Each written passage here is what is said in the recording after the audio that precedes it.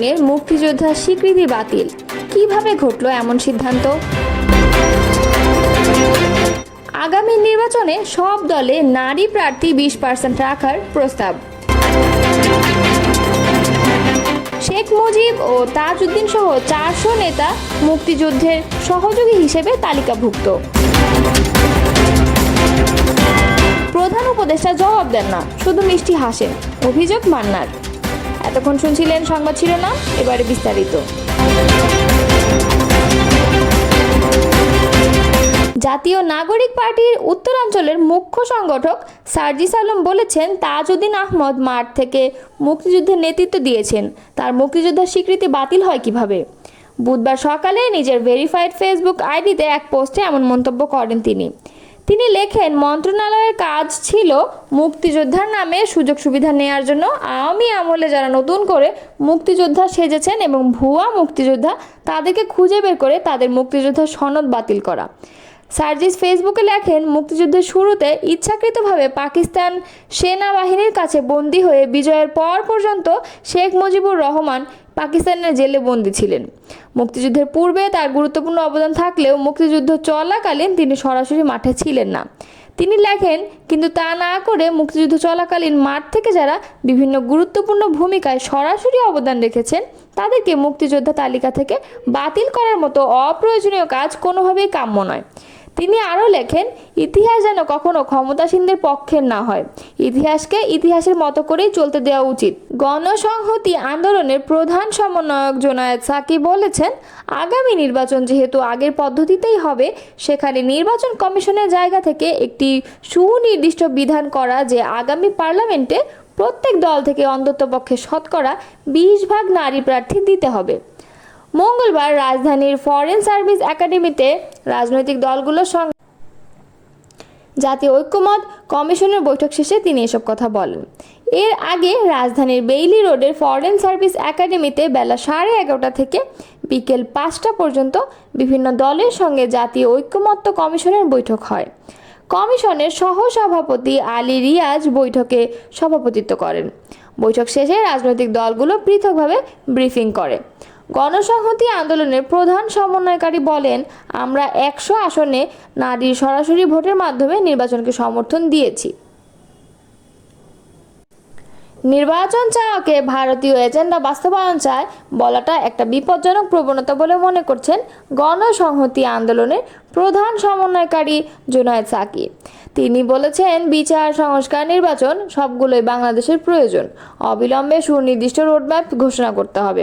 রোববার জাতীয় প্রেস ক্লাবে গণসংহতি আন্দোলনের প্রথম নির্বাহী সমন্বয়কারী অ্যাডভোকেট আব্দুল সালামের 8ম মৃত্যুবার্ষিকীতে আয়োজিত স্মরণ সভায় অংশ নিয়ে তিনি এসব কথা বলেন। জোনায়েদ সাকি বলেন, বিচারের বিষয়ে মানুষ দৃশ্যমান অগ্রগতি দেখতে চায়। সংস্কার, নির্বাচন এবং নতুন রাজনৈতিক বন্দোবস্ত এগুলো পরস্পরের সঙ্গে সম্পর্কিত। বিচার, সংস্কার, নির্বাচন এগুলো একই সূত্রে গাঁথা। রাজনৈতিক প্রেক্ষাপটে সংস্কারগুলোর দূরত্ব ও অনাস্থা দেশকে বিপর্যয়ের দিকে নিয়ে যেতে পারে। তিনি আরও বলেন, নির্বাচন চাওয়াকে অপরাধ হিসেবে দেখার কিছু নেই। যদি ডিসেম্বরে নির্বাচন না হয় তাহলে সেটার ব্যাখ্যা পুরো জনগণের সামনে হাজির করতে হবে। নির্বাচনের সুনির্দিষ্ট তারিখ না দিলে সংস্কারের অনেক বিষয় সম্পন্ন করা যাচ্ছে না। সংস্কারের অনেকগুলো বিষয়ে ঐক্যমত্য আছে, আবার কিছু বিষয়ে আলাপ আলোচনার মাধ্যমে সমাধান সম্ভব। শেখ মুজিবুর রহমান, সৈয়দ নজরুল ইসলাম, তাজউদ্দিন আহমদ সহ 1970 সালের নির্বাচনে বিজয়ী 4 শতাধিক রাজনীতিবিদ আর মুক্তিযোদ্ধা নন। জাতীয় মুক্তিযোদ্ধা কাউন্সিল অধ্যাদেশে এই নেতাদের পরিচয় মুক্তিযুদ্ধের সহযোগী হিসেবে নির্ধারণ করায় তাদের বীর মুক্তিযোদ্ধার স্বীকৃতি বাতিল হয়ে গেছে। সংশোধিত অধ্যাদেশ অনুযায়ী প্রবাসী মুজিবনগর সরকারের সদস্যরা আরও 4 শ্রেণীর স্বীকৃতিপ্রাপ্ত বীর মুক্তিযোদ্ধার পরিচয় হবে মুক্তিযুদ্ধের সহযোগী। মঙ্গলবার রাতে বীর মুক্তিযোদ্ধার নতুন সংজ্ঞা নির্ধারণ করে জামুকা আইনের সংশোধিত অধ্যাদেশ জারি করে সরকার। রাষ্ট্রপতির আদেশক্রমে আইন মন্ত্রণালয়ের লেজিসলেটিভ ও সংসদ বিভাগ থেকে এই অধ্যাদেশ জারি করা হয়। এতে কারো নাম না থাকলেও নতুন সংজ্ঞা অনুযায়ী উল্লিখিত নেতাদের মুক্তিযোদ্ধার স্বীকৃতি বাতিল হয়ে গেছে বলে জানান সংশ্লিষ্টরা। অধ্যাদেশে অনুযায়ী আরও 4 শ্রেণীর স্বীকৃতিপ্রাপ্ত বীর মুক্তিযোদ্ধার পরিচয় মুক্তিযুদ্ধের সহযোগী হিসেবে নির্ধারণ করা হয়েছে। তারা হলেন প্রথমত যেসব বাংলাদেশি পেশাজীবী বিদেশে মুক্তিযুদ্ধের পক্ষে বিশেষ অবদান রেখেছেন এবং বিশ্ব জনমত গঠনে সক্রিয় ভূমিকা পালন করেছেন। দ্বিতীয়ত যারা মুক্তিযুদ্ধ চলাকালীন গঠিত বাংলাদেশ সরকারের অধীনে কর্মকর্তা কর্মচারী বা দূতসহ অন্যান্য সহকারী হিসেবে দায়িত্ব পালন করছেন।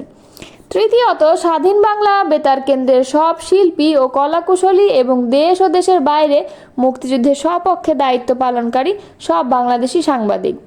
চতুর্থত স্বাধীন বাংলার ফুটবল দল।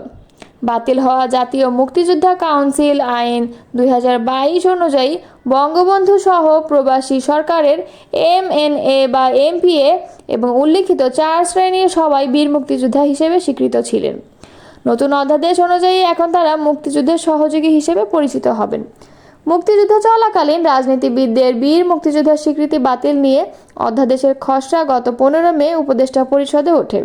সেখানে আইন মন্ত্রণালয়ের পর্যালোচনার শর্তে খসড়াটি অনুমোদন করা হয়। এরপর আইন মন্ত্রণালয় সহযোগী মুক্তিযোদ্ধার বিষয়টি অনুমোদন দেয় এবং এরই ধারাবাহিকতায় রাষ্ট্রপতির অনুমোদনক্রমে মঙ্গলবার রাতে অধ্যাদেশ জারি করা হয়। প্রধান উপদেষ্টা অধ্যাপক ডক্টর মোহাম্মদ ইউনূস কোনো জবাবদিহি করেন না, এমনকি সামনাসামনি যখন কথা বলবেন তিনি প্রশ্নের কোনো জবাব দেন না, হয় মিষ্টি হাসি দিয়ে বিদায় করে দেন অথবা কোনো কথাই বলেন না।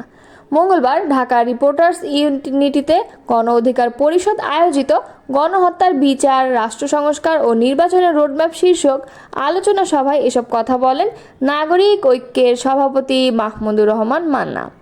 তিনি বলেন, দেশের সাধারণ জনগণ প্রশ্ন করে ভোট কি হবে। খুব অবাক লাগে না? 10 মাসও যায়নি একটা গণতান্ত্রিক দেশ গড়ার জন্য আমরা তো রক্ত জীবন দিয়ে লড়াই করে ভোটের দাবি করেছি, সেই ভোট হবে কি না সেটা মানুষের মধ্যে প্রশ্ন তৈরি করেছে। মাহমুদুর রহমান মান্না বলেন, আমাদের নির্ভরতায় একটা জায়গা হচ্ছে ডক্টর মোহাম্মদ ইউনূস, কিন্তু সর্বশেষ তিনি যে কথা বললেন একটা দল শুধু নির্বাচন চায়, এমন ভুল কি তার মানায়? তিনি কি জানতেন না ইতিমধ্যে 30টিরও বেশি দল ডিসেম্বরের মধ্যে ভোট চেয়েছে? এই ভুল তো হওয়ার কথা না। তার সেই বক্তব্যের কোনো ব্যাখ্যাও দেননি তিনি। নাগরিক ঐক্যের সভাপতি বলেন, প্রধান উপদেষ্টা 5 বার সব রাজনৈতিক দলকে ডেকেছেন। প্রত্যেক বৈঠকের শুরুতেই উনি বলেছেন উনি খুবই ভালো ফিল করেন যখন তিনি এমন বৈঠক করেন। যখন তিনি হতাশার মধ্যে পড়েন তখন তিনি সবাইকে ডেকে কথা বললে তার চিন্তার পরিবর্তন হয়, কিন্তু সেখানে রাষ্ট্র সংস্কার, গণতন্ত্র কিংবা নির্বাচনের বিষয়ে কোনো কথা বলেননি।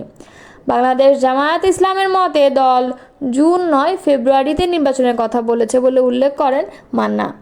তিনি বলেন, তাহলে মেজর কোনো রাজনৈতিক দল জুনে নির্বাচনের কথা বলছে না, তাহলে জুনের মতো একটা প্রতিকূল আবহাওয়ার মধ্যে তারা ভোটের কথা বলছে কেন?